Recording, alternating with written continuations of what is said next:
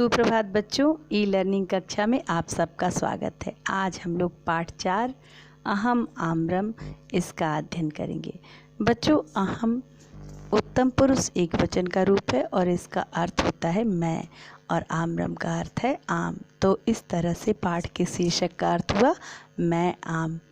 बच्चों, यदि मैं आपसे ये पूछूं कि फलों का राजा हम किसे कहते हैं, तो मुझे पता है कि आप सब बता देंगे कि फलों का राजा आम होता है। बिल्कुल सही।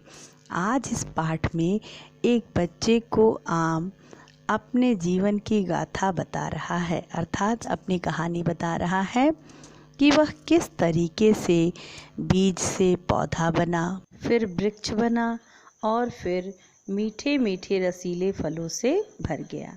आइए आज हम भी उस कथा का वाचन करके आम की जीवन गाथा का आनंद लेते हैं। हे बालक, किम त्वं माम पश्यसि? हे बालक, क्या तुम मुझे देखते हो? अहम तव प्रियम आम्रफलम अस्मि। मैं तुम्हारा प्रिय आम का फल हूँ। सांप्रतम अहम पक्वम। अब मैं पक गया हूँ। मधुरम च, और मीठा हो गया हूँ। परम एतस्मात् पूर्वम, परंतु इससे पूर्व अहम बीज रूपेण, मैं बीज रूप में उद्यानस्य एकस्मिन् कोणे, उद्यान के एक कोने में अंधकार पूर्णे गर्ते अवसम, अंधकार पूर्ण गड्ढे में था। आम कह रहा है कि मैं तुम्हारा प्रिय आम का फल हूँ। अब मैं पक गया हूँ और मीठा हो गया हूँ, परंतु इससे पहले मैं बीज रूप में बागीचे के एक कोने में अंधकारपूर्ण गड्ढे में था। कश्चित जना माम बीजम जलेन असिंचत। किसी ने मेरे बीज को जल से सींचा। मह्यम खादम च अयक्षत, और मुझे खाद दिया, यानी उस बीज में खाद डाला। भोजनम खादित्वा, भोजन खाकर, जलम च पीत्वा, और पानी पीकर, अहम पुष्टः अभवम, मैं पुष्ट हो गया, यानी मजबूत हो गया। शनैः शनैः, धीरे धीरे, अंकुरः भूत्वा, अंकुर होकर, अहम बहि, मैं बाहर, आगच्छम, आया। आम कहता है कि किसी ने मेरे बीज में जल डाला और मुझे खाद दिया। मैं भोजन खाकर और पानी पीकर पुष्ट हो गया और धीरे धीरे बीज होकर बाहर आया। पूर्वम अहम, पहले मैं, लघु पादपः आसम, पहले मैं छोटा पौधा था। क्रमेण अहम दीर्घ, क्रम से मैं दीर्घ बड़ा हो गया। सघनः वृक्षः अभवत्, अर्थात क्रम से, अर्थात धीरे धीरे मैं बड़ा हुआ, घना हुआ, यानी घना वृक्ष हुआ। अधुना मम पत्राणि हरितानि छाया च शीतला भवति। अभी मेरे हरे पत्तों की छाया और भी शीतल होती है। वसंत काले यदा मम उपरि, वसंत के समय जब मेरे ऊपर, यानी मेरे डाल पर, स्थित्वा, बैठकर, कोकिलः गायति, कोयल गाती है। मम अति गर्वः भवति, मुझे अत्यंत गर्व होता है।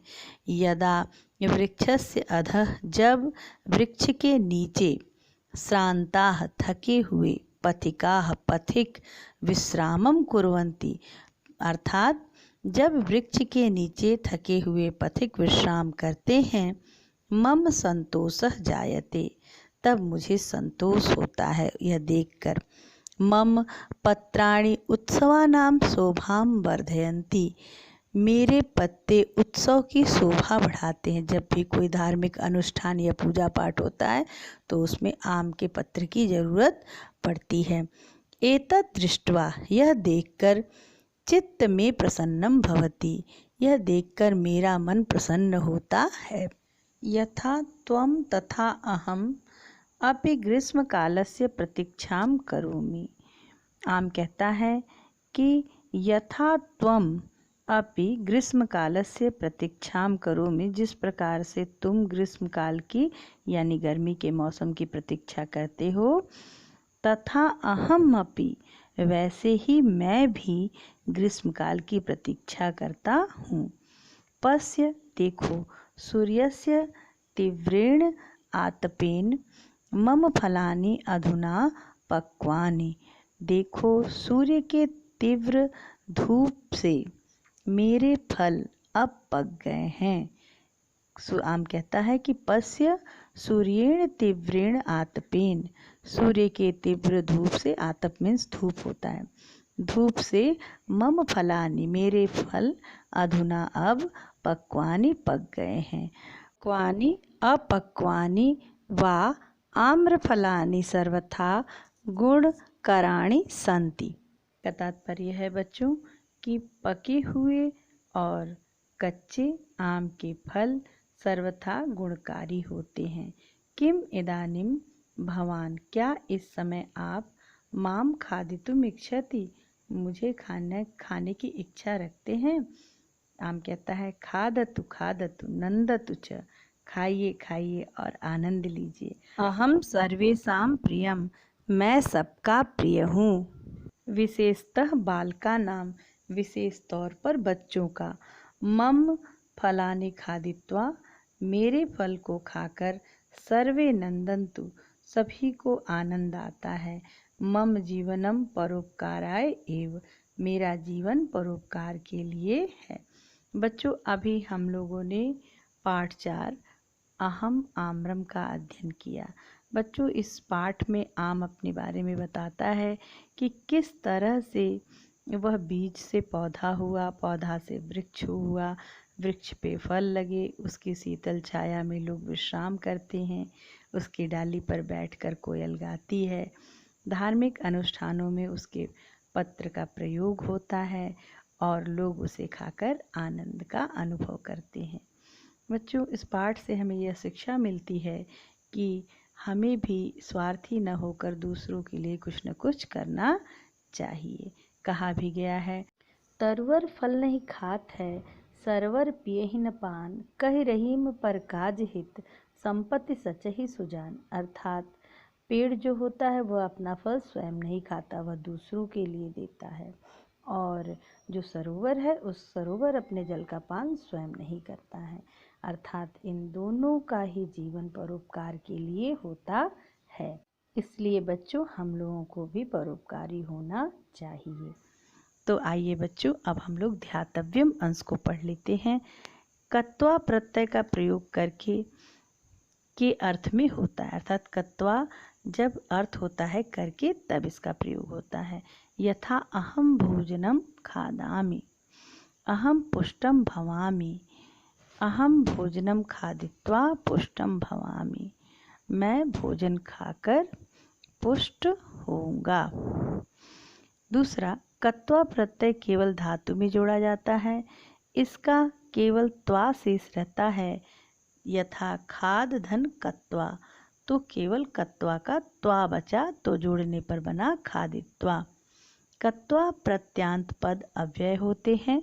चौथा, उपपद अधः व ऊपरी के साथ षष्ठी का प्रयोग, यथा वृक्षस्य अधः, वृक्षस्य ऊपरी आदि। पांचवा, विशेषण विशेष्य समन्वय अनिवार्य, यथा दीर्घ वृक्ष पुल्लिंग, शीतला छाया स्त्रीलिंग।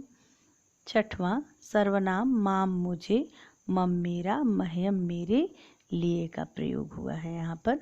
बच्चों, अब आइए शब्दार्थ पढ़ लेते हैं। कोणे का अर्थ है कोने में, गर्ते गड्ढे में, खाद्याम खाना, आतपेन धूप से, असिंचत सींचा, आसम था थी लिंग के अनुसार, इच्छति चाहता है, खादित्वा खाकर, पीत्वा पीकर, स्थित्वा बैठकर। पक्वानि पके, अंकुरः अंकुर, पथिकाः यात्री या पथिक, कोकिलः कोयल, उत्सवानाम त्योहारों के, खादतु खाइए, नंदतु आनंद लीजिए, वर्धयंती बढ़ाते हैं या बढ़ाती हैं, लिंग के अनुसार। दृष्टवा देखकर, सांप्रतम अभी, कश्चित किसी ने, कोई, शांता थके हुए। बच्चों, अब इसके बाद इस पाठ से आपको गृह कार्य करना है, तो आपका जो पहला कार्य होगा वो शब्दार्थ से 10 कठिन शब्द लिखकर आप उसका 3 बार अभ्यास करेंगे और इसी पाठ से प्रश्न संख्या 1 और प्रश्न संख्या 2 आपको अपनी कॉपी में लिखना है। धन्यवाद बच्चों।